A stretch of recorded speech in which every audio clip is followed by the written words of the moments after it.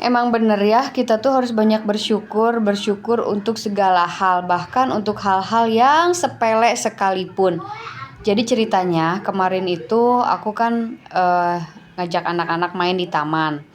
Sambil ngeliatin anak-anak main di taman, aku main HP ya. Main HP baca-baca WA apakah ada yang perlu dijawab atau gimana. Terus suami datang ngejemput. Pas ngeliat, oh udah datang nih, udah waktunya pulang. Terus aku berdiri jalan melangkah 2 langkah. Langkah kedua itu kaki aku tuh ternyata nginjak sebuah lubang dan akhirnya tijalike, ya bahasa Sundanya tijalike, bahasa Indonesianya kesleo. Jadi kakinya sampai belok gitu ya. Wah, itu mantep banget rasanya. Dah, singkat kata langsung pulang dulu. Walaupun sakit ya, diistirahatin, tenang gitu ya. Ah, ini kayaknya nggak apa-apa deh. Aku rasa sakitnya nggak terlalu kayak orang melahirkan kan, maksudnya aku kalau melahirkan kan sakit banget ya. Kalau ini mah masih ada jeda nafas gitu ya, masih bisa ditenang-tenangin, bisa jadi ngerasa tenang. Terus itu 1 jam kemudian tuh udah waktunya anak ketiga tuh sekolah dan harus dipersiapkan segala macemnya kan. Ternyata kotak bekalnya belum dicuci. Jadi tapi karena aku kakinya sakit, aku selonjoran aja di kasur gitu ya. Jadi nggak ikut bantuin untuk mempersiapkan anak sekolah. Jadi riweuh ternyata. Padahal sepele doang, cuman misting yang belum dicuci. Tapi tiba-tiba yang namanya anak ya, kadang-kadang suka moodnya tiba-tiba berubah gara-gara belum siap gitu ya, barang-barang yang harus dia bawa sekolah. Terus akhirnya dibantuin nyuci sama bapaknya, dicuciin. Terus berangkat sambil agak marah gitu ya si anak tuh. Terus aku jadi kepikiran bahwa ternyata selama ini hal sepele seperti mempersiapkan kotak bekal aja itu tuh menjadi hal besar kalau tidak dikerjakan sama kita gitu ya. Contohnya kan sekarang kaki aku sakit, nggak bisa langsung, oh Mi mana kotak bekalnya. Kalau misalkan lagi sembuh kan, lagi sehat, tring tiba-tiba ini silakan gitu kan. Tapi ketika sekarang nggak ada, oh ternyata gitu ya. Jadi ada hal yang sepele tapi ternyata penting gitu ya. Dan itu jadi evaluasi juga buat aku dan kami gitu ya. Aku juga kadang-kadang kurang berterima kasih misalkan ya sama suami, karena udah setiap hari antar jemput anak nggak berterima kasih karena nganggapnya itu mah kebiasaan, itu mah kewajiban gitu ya. Tapi ada kalanya ketika dia sakit atau motornya rusak, itu jadwal jadi hancur lah gitu ya, membingungkan, rusak, ribet, marah, kesel. Terus juga jadi tambah mahal biaya ojek dan lain sebagainya gitu kan. Itu hal-hal kecil yang kita lupakan, nggak disyukuri gitu ya. Padahal kalau hal kecil itu nggak ada, kenikmatan tuh dicabut sedikit aja, itu akan beda banget rasanya. Jadi satu pelajaran dari keseleo ini adalah mensyukuri hal sekecil apapun itu penting gitu ya, yang pertama. Terus abis itu selanjutnya kebesokan harinya, yaitu hari ini, aku memutuskan untuk batak si kaki itu karena kayaknya ini geser deh gitu ya, karena sholat juga udah nggak bisa normal gitu ya, jadi harus duduk karena bagian sujud atau misalkan tahiyat tuh udah sakit gitu kan. Akhirnya ini kayaknya ada yang geser deh, harus ditarik lah. Akhirnya kita ke Pak Ebun, ditarik gitu si kaki teh, bukan dilurusin, di positioning lah, mungkin geser jadi harus diperbaikin lagi. Itu udah langganan banget ke situ, anak-anakku udah biasa ke situ kalau misalkan ada kecelakaan geser tulang atau dan lain sebagainya.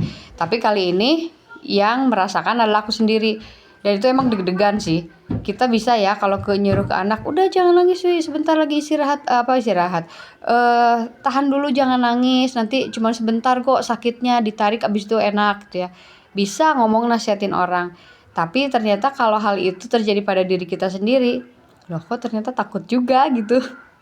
Ternyata kalau kaki dibatok, dicabut gitu tuh kan mengerikan. Wah, sakitnya minta ampun. Jadi ya kadang kita tuh benar-benar bisa berempati itu kalau kita memang sudah merasakan. Jadi kalau yang pun belum merasakan kesusahan orang, jangan terlalu so iyeh lah gitu ya. Jadi mendingan diem aja. Oh iya ya, aku kan belum pernah ngerasain.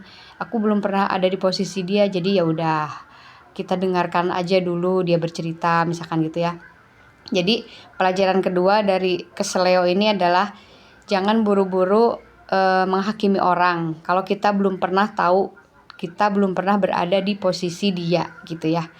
Karena akan beda rasanya penonton dengan aktor pelaku gitu ya, akan beda rasanya gitu.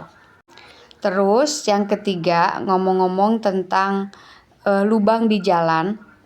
Kan aku sekarang kecelakaan gara-gara ada lubang di jalan, gak sengaja keinjak dan akhirnya jatuh. Dan itu jatuhnya tuh agak fatal gitu ya. Itu kita memang merasa itu mah lubang biasa gitu ya, kalau kita gak pernah kecelakaan. Saya pernah lihat beberapa waktu lalu tuh di sebuah aplikasi sosmed. Pada postingan orang tersebut, saya nonton bahwa dia tuh seorang ojol dari InDrive kalau nggak salah. Dia tuh suka kalau di perjalanan ngelihat ada jalan berlubang, dia berhenti dulu. Terus dia memang sengaja beli 1 karung aspal instan. Dari situ aku jadi baru tahu bahwa ternyata ada ya aspal instan. Dia pasang si aspal instan itu di lubang jalan dan dia perbaiki ya, dipukul-pukul dan lain sebagainya sehingga si jalan itu menjadi rata kembali gitu. Aku mikir, ini orang rajin banget sih gitu ya. Ya udah, dalam hati ya udah, alhamdulillah ada orang baik kayak gitu. Udah cuma sampai segitu doang. Menganggap bahwa itu amal soleh yang harus diapresiasi, udah segitu doang. Tapi ketika sekarang aku udah ngerasain kecelakaan gara-gara lubang di jalan, itu terima kasihnya nggak sekedar itu gitu ya, tapi benar-benar ya Allah, perbuatan kecil itu, pengorbanan dia berhenti ngojol dulu untuk masangin aspal, memperbaiki jalan bolong gitu ya, itu tuh meaningful buat orang lain yang tadinya mungkin akan kecelakaan di situ tapi nggak jadi gara-gara dia udah perbaiki.